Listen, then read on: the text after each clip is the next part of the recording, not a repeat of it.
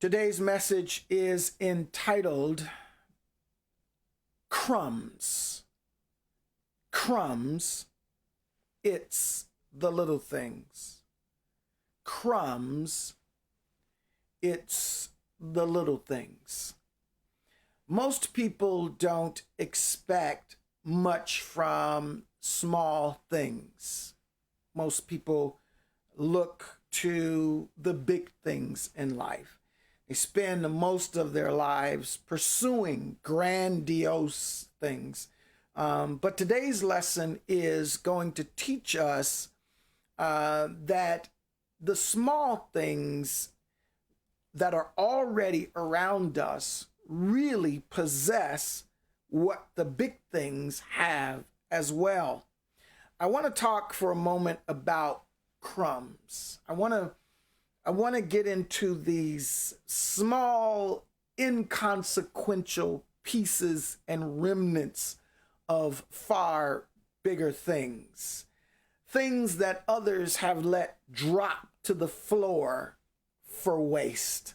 Now watch this. Don't miss this. I want to talk to you about crumbs, listen, that are seemingly inconsequential pieces and remnants of bigger things. Listen to me. These small things, these crumbs, these pieces that people let drop to the floor or they brush off into the trash were once connected to a bigger thing, a bigger item, was once connected to something that was far bigger. And so what I want you to get from this message today, listen to me carefully. This is my thesis. I want you to walk away from this message understanding this, that whatever is in the crumb was first and also in the loaf it came from. I want you to understand this, that whatever is in the crumb that you think is so inconsequential and so unnecessary and irrelevant that we're going to throw in the trash or brush in the trash, whatever we see as just crumbs was once a part of that which was bigger, and it holds all the elements in the crumb that's in the larger bread. Are you with me? So let's read the story this morning. It's in Matthew 15, verses 21 through 28. Let's take a look at it. The text says, "Then when Jesus went out from there and departed to the region of Tyre and Sidon, and behold, a woman of Canaan came from that region and cried out to him, saying, 'Have mercy on me, O Lord, Son of David. My daughter is severely demon-possessed.' But he answered her not a word. And his disciples came and urged him, saying, 'Jesus, you should send her away, for she cries out after us.'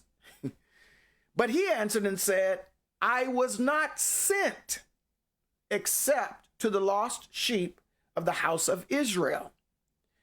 Then she came and worshiped him, saying, 'Lord, help me.' But he answered and said, 'It is not good to take,'" here it is, "the children's bread and throw it to the little dogs." Oh, now he done called her a dog. And she said, "Yes, Lord, yet even the little dogs eat the crumbs which fall from the master's table." Watch this. "Then Jesus answered and said to her, 'O woman, great is your faith. Let it be to you as you desire.' And her daughter was healed from that very hour." What I want you to understand is she knew something about the power of the crumb. She wasn't going to be denied. She understood that thesis I shared. she said that I'll take the crumb. And Jesus turns around and says, woman, you got a lot of faith. He recognized that tremendously. Listen, let's talk about this. Let me give you point number one. Check this out. When you're too far out to be let in, and you're too far in to accept being left out, you're more than likely a candidate to experience the crumbs. I'll read it again. When you're too far out to be let in, and you're too far in to accept being left out, you're more than likely a candidate to experience the little things like crumbs. What am I saying by that? I'm saying that whenever you're too far out, the issue with this woman was that she was not an Israelite. She was from Canaan. She was considered an outsider. So whenever you're too far out to be let in, and you're too far in to accept being left out, in other words, she was too far in to what she wanted for her daughter. She was too far in to believing by faith. She was too far vested to say, I'm going to be left out. She was too far in. So whenever you're in that position, she realized, I might be a candidate. I may not get the best thing. I may not get the biggest thing, but I may get the crumbs. But I'm smart enough to know that whatever's in the crumbs is what's in the bread. And I don't want you to miss that today. I'm going to say it over and over again so that you are not mistaken to think that the crumbs that you get don't have the power to take care of what you need. Listen, when we know that we are not top billing, when we know that we are outcasts and we are outsiders, in other words, you're on the bottom of the pole. You're not friend number one. You're not priority. Whenever you're not priority, there's a desperation that comes with you. You want out. You want better, right? There's something that she wanted. She was in Canaan, but she understood there was something better. And so she clearly turned her ears on to start listening to who Jesus was. She knew who Jesus was. She knew about his power to heal. She had heard about it, but she wasn't supposed to believe it. Why? Because she was an outsider. She was a contrast to the Israelites, but she was in far enough to know that something out there was strong enough to heal her daughter. Let's take a look at the text a little more closely and see what we can derive from this. The text says, and behold, a woman of Canaan came from that region and cried out to him, saying, have mercy on me, O Lord, son of David. My daughter is severely possessed. And what I want you to look at in verse number 22, I want you to look at 22, and I want you to understand this woman, the text said she was a woman of Canaan, and I highlighted it for you. She came from that region, and she cried out, saying, have mercy on me, O Lord. Wait a minute. So she's a woman of Canaan calling Jesus Lord.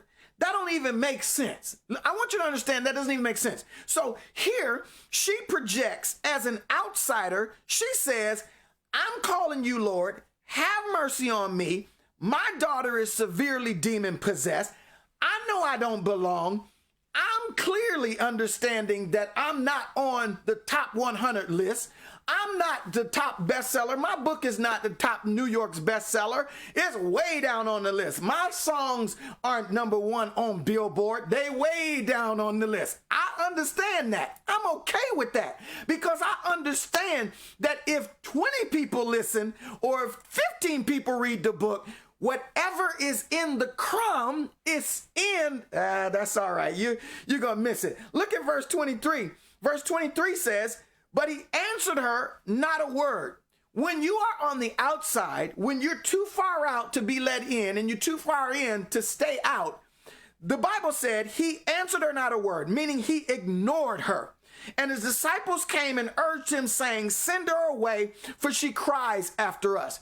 What I want you to understand is that when you're not on the top priority, when you're not important to everybody else, guess what? People ignore you. They think that have you ever been in a meeting and you're just You're just the receptionist. They don't listen to your feedback. But if you're CEO or if you're supervisor or if you're manager, they listen to you. I don't want you to miss this. Jesus ignored her because she was not a part of the Israelites. She was not of the status.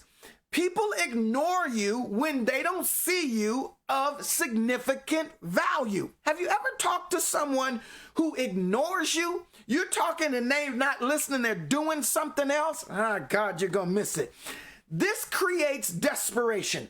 I want you to understand this woman who says, listen, my daughter is sick and I need her to be healed. And I'm being ignored right now because I'm not on the inside. I'm not on the end tip. You know what I'm saying? You don't have the connections. You don't have the in route that others have. And she figures out that she's being ignored. And so what she decided to do, she said, that didn't do nothing but stimulate desperation on my part. That says, oh, okay, well, you ignore me? Oh, okay, let me try a little harder. So look at verse 24. Verse 24 says, but he answered and said, I was not sent except to the lost sheep of the house of Israel. So Jesus explains why he's ignoring her, because she doesn't fit the criteria. God, what I'm trying to say is sometimes when you don't fit the criteria, people consider you an outsider and they will ignore you. So the point of this message is when you find yourself in that situation, you're a candidate for crumbs. My point is, people are not going to award you or reward you with the whole loaf or the best promotion or the big house or the big car or the big friendship because you don't fit the criteria, which means this desperation must prepare you to accept the crumbs. God, come on. Are you tracking with what I'm saying? Sometimes when you don't have the status, you have to accept what they give. Come on. If your credit score is not high, you have to accept what they get. Come on. If you don't live in a certain area, you have to accept what they.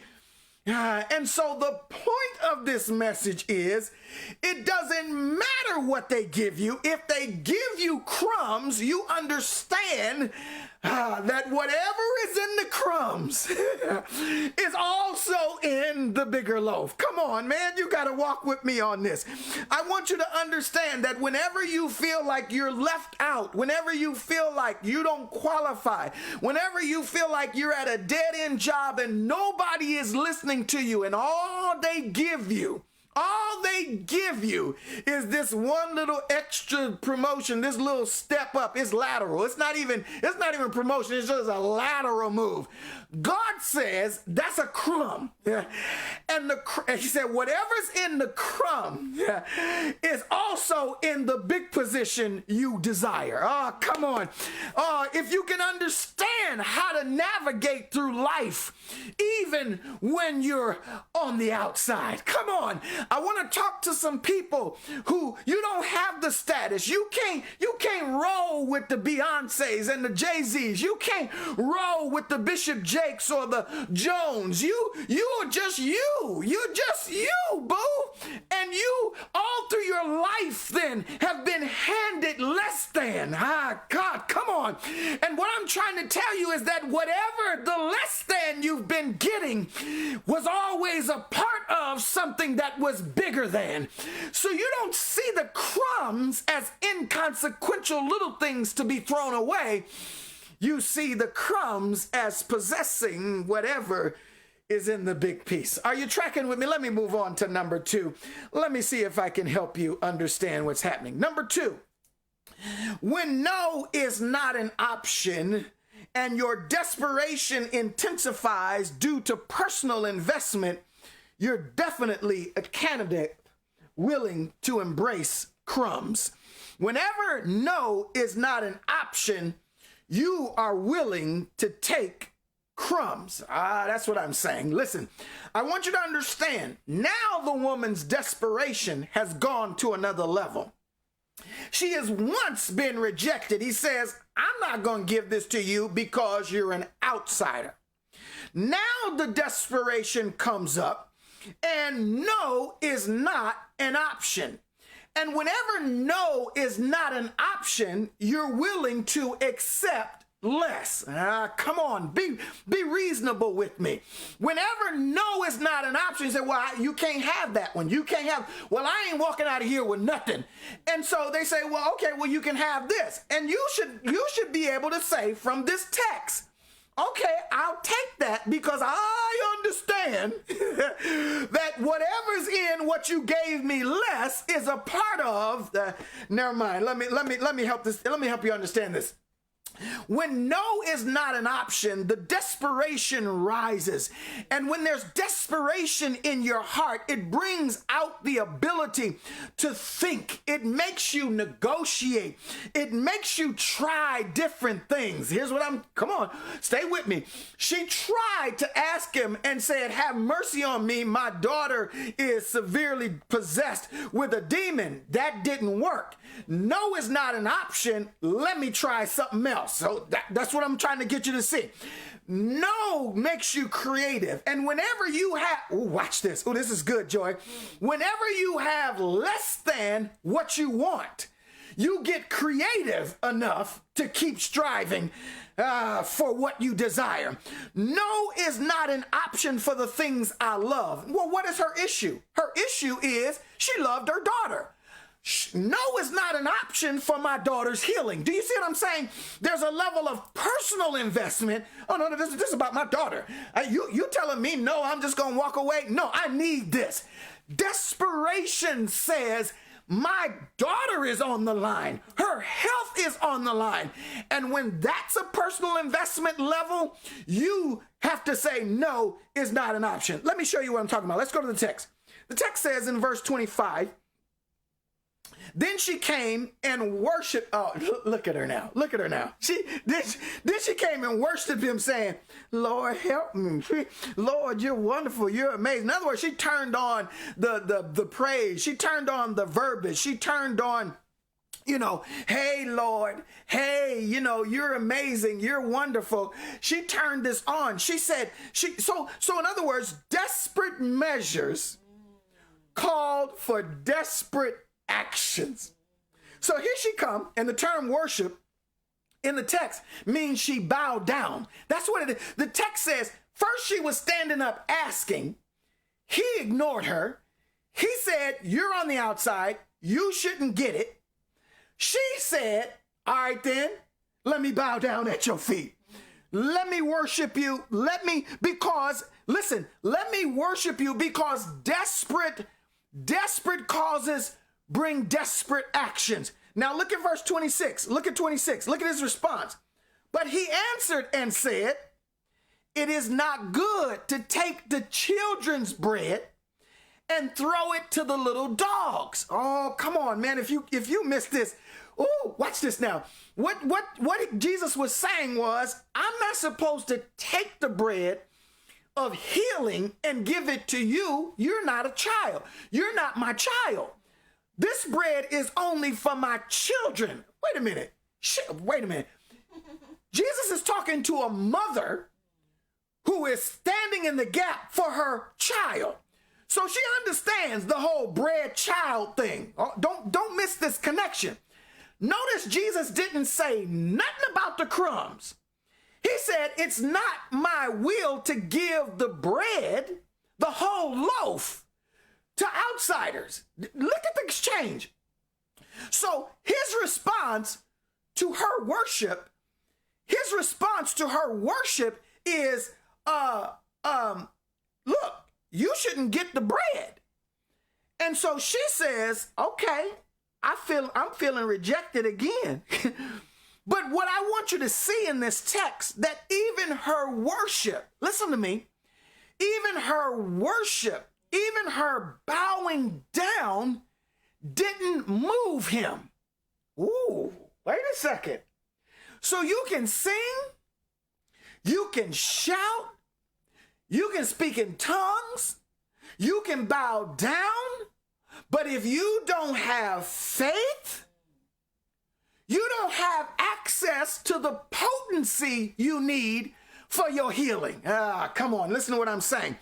He rejected her once again, saying, I'm not supposed to be talking to you, woman. I'm not supposed to be blessing you. My bread is for my children. It's not for dogs. Wait a second.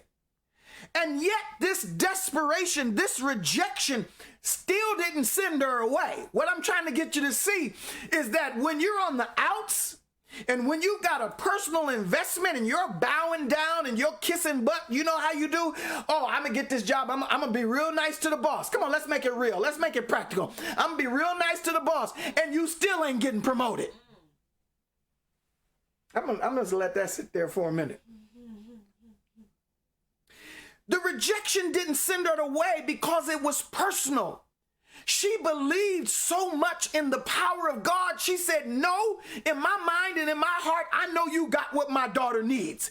So in fact, Jesus' words fueled her more. She knew exactly what he meant by the bread being for children. Well, duh, she was there because of her own child. So watch this. So she was basically saying, well, with the same commitment, you holding that bread for your children, the same commitment I'm going to keep on asking you because I want my child healed. In other words, you got bread for your children and I got a job to do for my child as well. Look at this woman.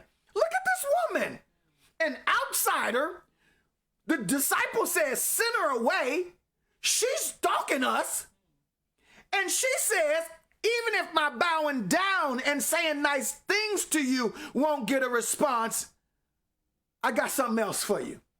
I would think she would walk away, right? I would think that she was like, okay, well, hey, never mind then. You can't help me. Well, not so true. Let's look at point number 3. Look at point number 3. When crumbs mean more than your spiritual classification, you're a ripe candidate for crumbs. When crumbs mean more than your spiritual classification, you are a ripe candidate for the little things. Here's what I want you to see, folks. When you really and truly need God, guess what? Crumbs will do just fine. You get what I'm saying? When you really show enough need God, all those people say, "Oh, I can't come to church. My hair, I can't." Oh, when you need God, it don't matter. You ain't got a church dress. You will come in flip flops and sweats. You will sit in the back. You will do whatever you need to do to get to church because your crumbs mean more than the spiritual classification people are going to place on your life. In other words, people say, "Oh, look at her. Look at she. You know she ain't living right. You look at her. She come here. She ain't got her kids. She ain't got her husband with her." My point is, when you no longer care about people calling you a dog, when you no longer care about people calling you a woman having a baby out of wedlock, when you no longer care about people saying you a broke, unemployed man and you can't provide for your family, that's okay. I'm here to get some crumbs. Listen, and you got, listen, come on, let's be real. You got all this front row for VIP people. You got all these saved, fabulous spiritual people who get the access to the back. They got VIP, they got parking spaces and all that. And then you got these people way back in the back who struggle to get to the God. James talked about it. He says, be careful how you entertain people because some have entertained angels, God, in unaware. In other words, they've been unaware. So we got all the front row for all the big people. What am I trying to say? The loaf, they get the loaf. All the good people, they get the big bread. I'm here to tell you, you can be in the back I'm telling you, all you can get is crumbs. And I'm telling you, take the crumbs. Take the crumbs, because whatever, never mind. Let me tell you, listen, our willingness to accept crumbs may be belittling outwardly, but inwardly we understand that what's in the crumb is also in the whole. Listen to me. Let me break it down for you. Let me tell you what I'm saying. Anytime you make a cake, or if I'm making waffles, you put, come on now, I ain't gonna tell you everything. I ain't gonna tell you everything. When you make a cake, you put eggs in it, you put the sugar in it, you put the vanilla in it, you put the extract, you put the flour, you put all it, you put your little special seasoning in, you put the cinnamon in it, you put all nutmeg, you put all of this in there, you put the lemon juice in it, or if you're making a lemon pound cake, or a peach cobbler, you put the butter in it. Oh God, help me, Jesus. You put all the seasoning. In other words, watch this now, watch this. The point is, if you take a piece of that lemon pound cake, let's say you made a lemon pound cake, and some crumbs from the cake fall on the table. If you bite that crumb, listen to what I'm saying. If you bite the crumb, you can taste everything that was in the big cake. Whatever's in the crumb was put in the cake. So you worried about is just a crumb. The only issue with the crumb is size, not quality. It's not an issue of does it possess what's in the cake. It's an issue of it's just a small piece. Woo. Everything that makes the whole cake juicy and scrumptious is in the crumb. And if you eat enough pieces of crumbs, you can taste the scrumptious. Give me a half a waffle. Give me a piece of waffle. Give me a crumb of La Louisiane chicken. Give me a piece of their skin. I can taste the seasoning. All I'm trying to say is despise not the small beginnings, because everything in the small is in the big. As long as you get the crumb from God, as long as you get it from God, everything in the crumb is in the big loaf. Everything you need from God is in the storefront. Listen, people, I don't have a big church. Everything in these 20 members online is in the 20,000 member congregation. Everything in your little two-door bucket is in the big, large Escalade SUV. Everything in your no-child family, one-child family is in the 5-child family. I don't want you to be discouraged and say, I don't have this. I don't have that. I don't have this. If God would just give me this, I would be okay. I'm telling you, everything that you're asking God for is already in the small blessing that He has given you. And I want you to be clear that the crumb has just enough power as the large loaf. Let me show you this. Let me give you this last aspect of the text. Verse 27 says, here's what she said. Here's her attitude. I love this. Y'all ought to adopt this attitude. She said, yes, Lord, that's true. She said, I ain't even arguing with you. She said, I ain't even arguing. Yes, Lord, that's true. Even the little dogs, though, eat the crumbs which fall from the master's table. Look at, you get this? Look at, so she comes to Jesus. She bows down. She says, I'm not stopping. You're going to reject me the third time. Because you're going to say, all right, then, I'm not going to give you this loaf. All right, then, I ain't asking you for the loaf. What I'm trying to say is that the crumbs that your children mess over and fall on the floor, if it be okay. God, come on, see her heart. I mean, do you see her? She's so adamant. Her faith is so strong. She understands, I don't need the whole loaf. God, she said, if I can get a piece of the loaf, I'm good. Do you remember when the centurion came to Jesus and said he needed Jesus to heal him? And the centurion said, you don't have to leave and come. You don't have to come where they are.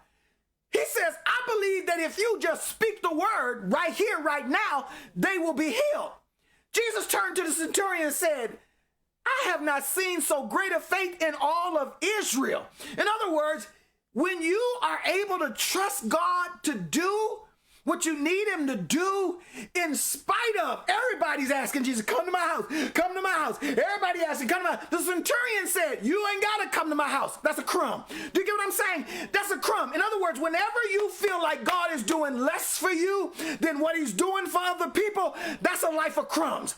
This is a message about crumbs. And I want to talk to all you people who feel like you getting the short end of the stick. I'm telling you, the centurion got blessed. That person got healed. I'm telling you, the woman who was an outsider, her daughter got healed. And I'm telling you, she was willing to be called a dog at the children's table. I'm telling you, what are you willing to be called for God? What are you willing to sacrifice for God's blessing? Are you willing to ride around in the bucket? Everybody else driving up in Mercedes. I'm driving. Listen, I'm telling you, are you willing? Are you willing to come to church? Listen, I went to church. I preached in shoes with holes in the bottom of them. I preached I preached in a suit that it was shining because I ironed it so much. I'm telling you, I did what I had to do because I had to get what I had to get. When God promises you that he'll be with you, that he'll bless you, that he'll provide for you, you've got to be willing to be called a dog to get it. Come on now. Don't talk to me that way. People leave church. People leave church because the usher, you didn't speak to me this morning. Didn't even call you a dog. Just didn't speak to you. And people, I ain't going back to that church. I can't believe how they are hypocrites. You idiot. You're missing out on what God has for you because you can't accept that somebody looked at you funny.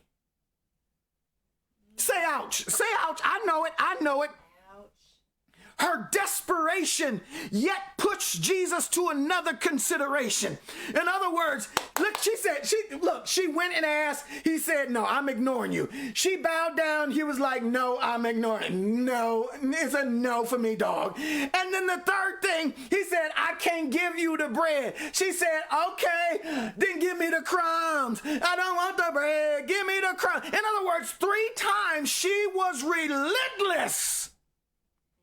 Are you desperate for anything? Or are you accepting no from the devil every day?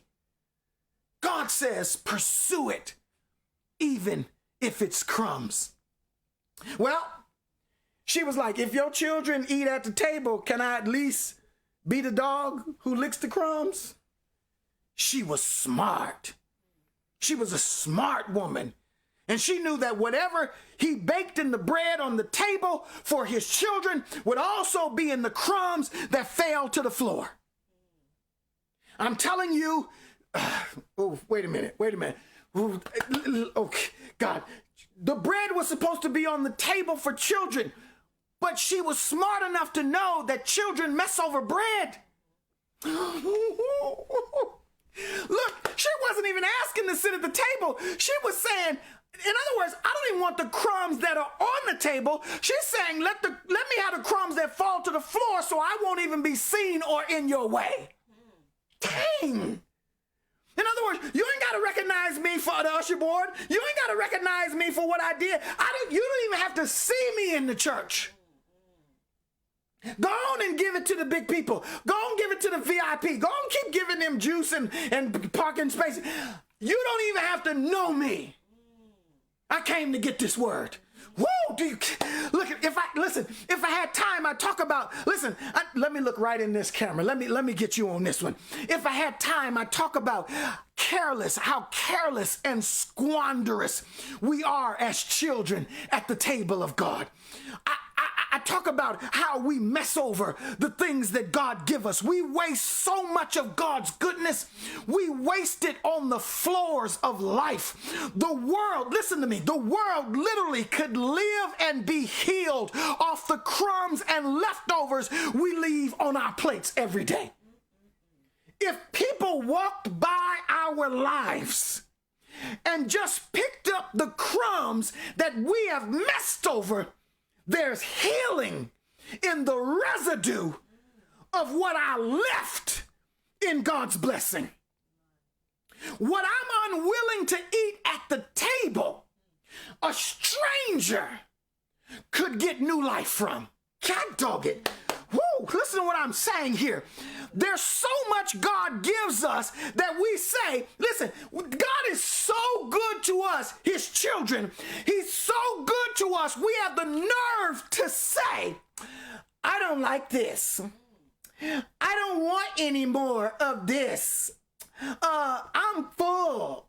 Lord, you gave me that last year. Lord, no, thank you. Who tells the Lord no, thank you? You have the nerve. You have the nerve to act like, I don't like that song. I'm not going to worship. I don't like that song. Where that same song, if a drunk heard it on the street, might get their life changed around, and you're sitting throwing songs of cat dogged, ignoring praise and worship, that there's healing in worship and fellowship.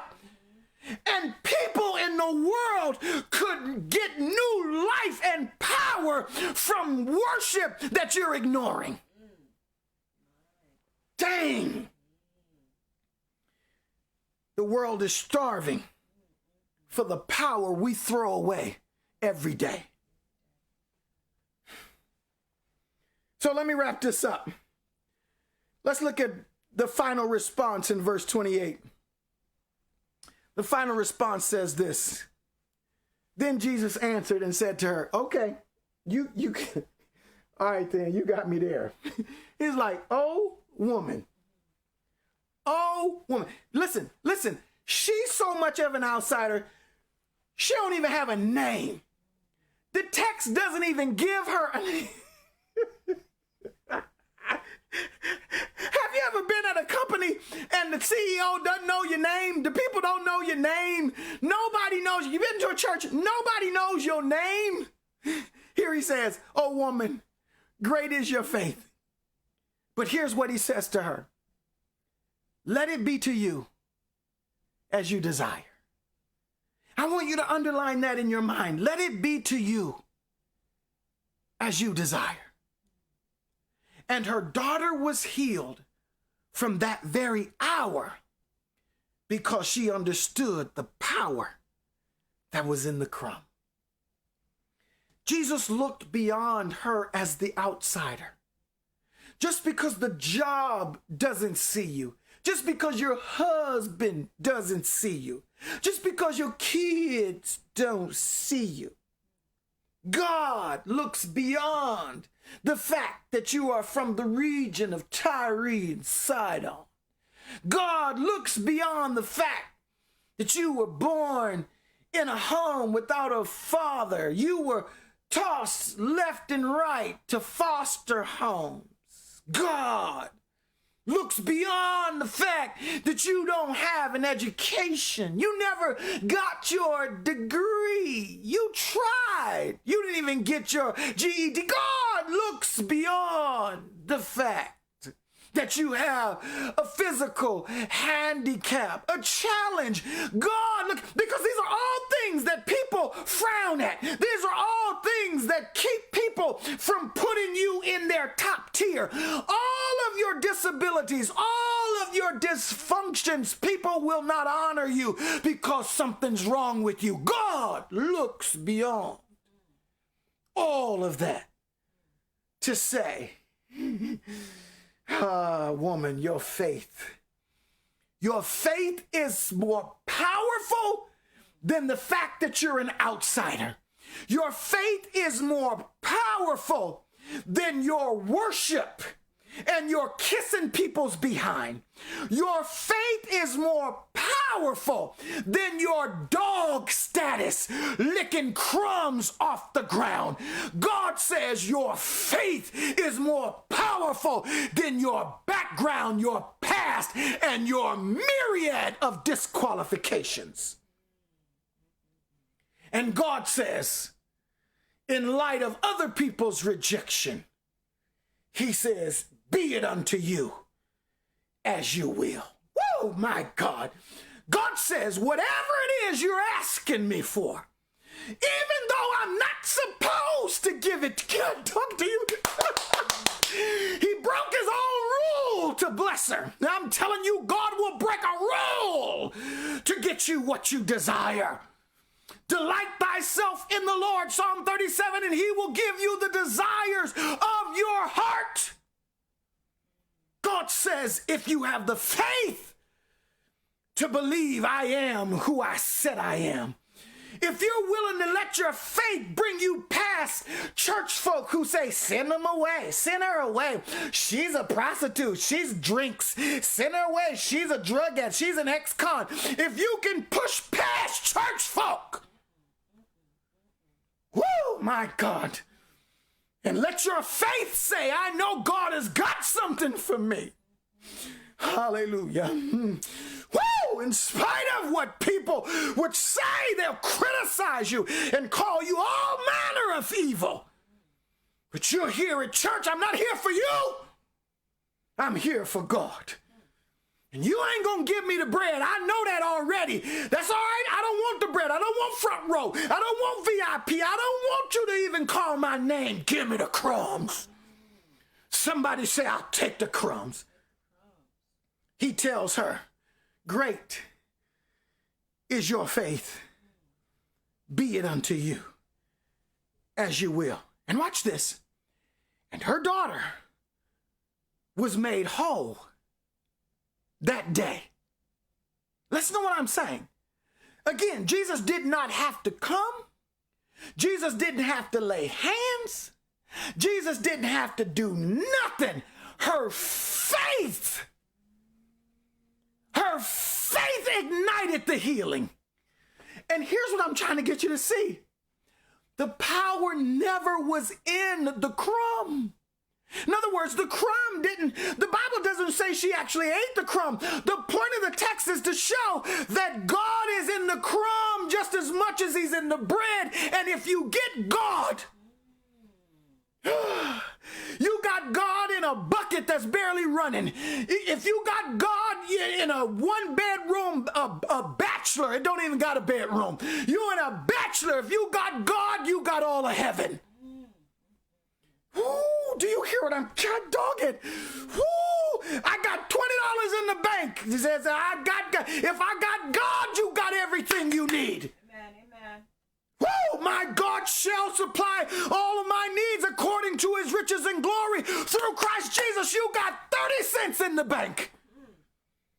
But God said, I'll meet your needs. God dog it. I wish I had some folk online who know that God will do it. In the midnight hour when you know you don't have it, but somehow God makes a way. I wish I had some people who could testify. There are all kind of people out there who got enough money to give people money for the next 10 years. But some of us, we live paycheck to paycheck, or we're trusting God every month. We don't make enough to cover our bills, but God keeps providing for us every month.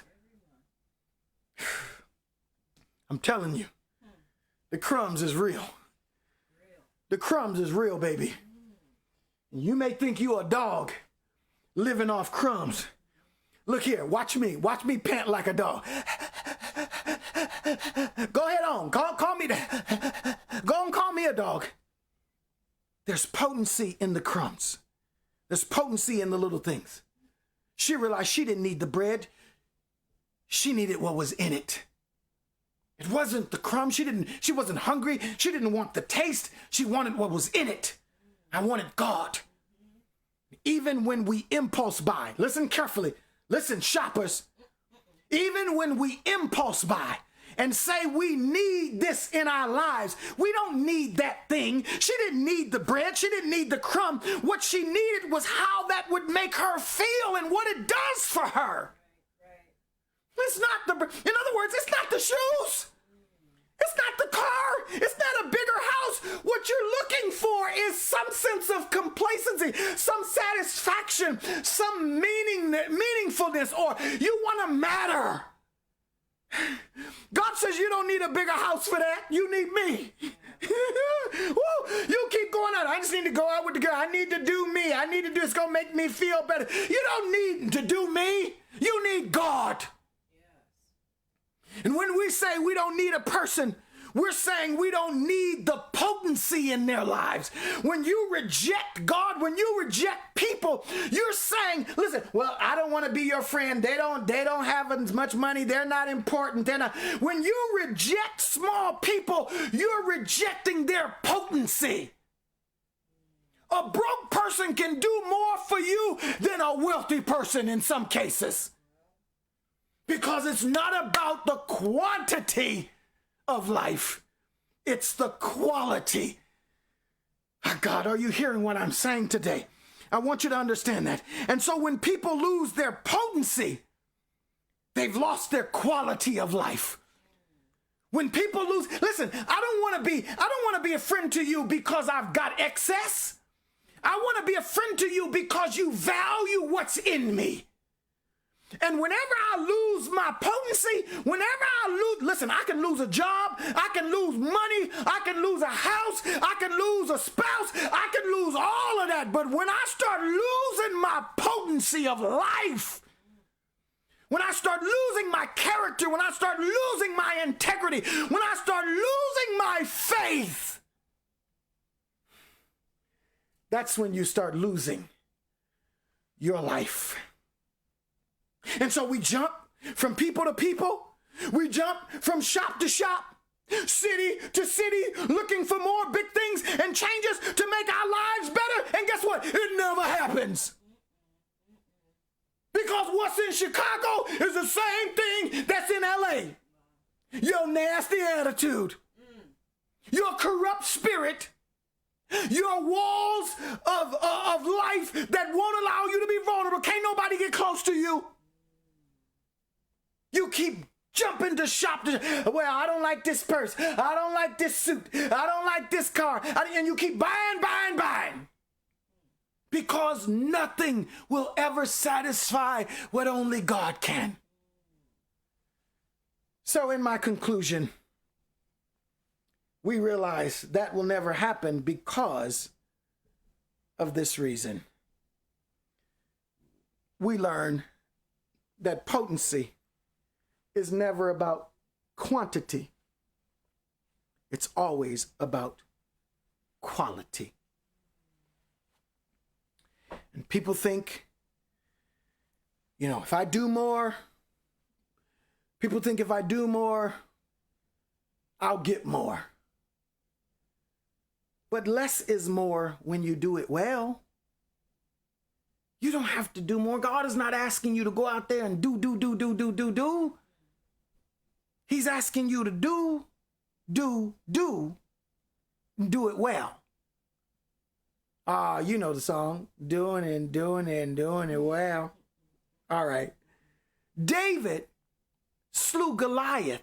It's not about quantity, it's quality. David slew Goliath with one stone and a slingshot.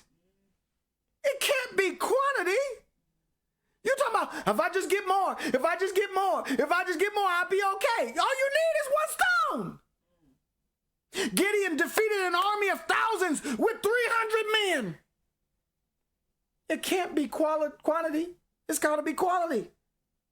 Ahab defeated Syria with an army of the size of 2 small goat herds. Ahab defeated 100,000 army men with a 2 small goat herd.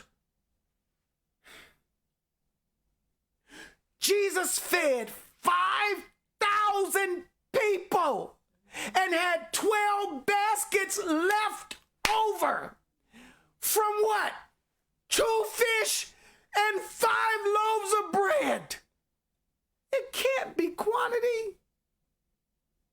It's got to be quality. Live your life in a way that says, I don't need more, I just need God. Many of us don't need more faith. We don't use what we have. We got crumbs all over the house. We got crumbs of power all over our lives. Elijah defeated 450 prophets. He was outnumbered 450 to 1. And all of them fell in one day. And here's the kicker. One drop of Jesus's blood has the potency to cure over 8 billion people. One drop of his blood can cure the sins of 8 billion people on this planet.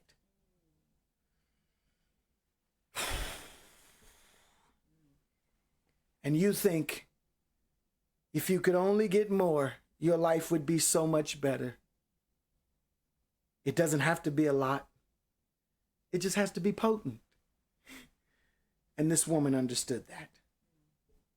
Many may look at this ministry and pass right on by it. They ain't paying no attention. Pass right on by it. Why? Because we don't have a lot of people online. Quantity. I know for certain people listen to people because it's trending.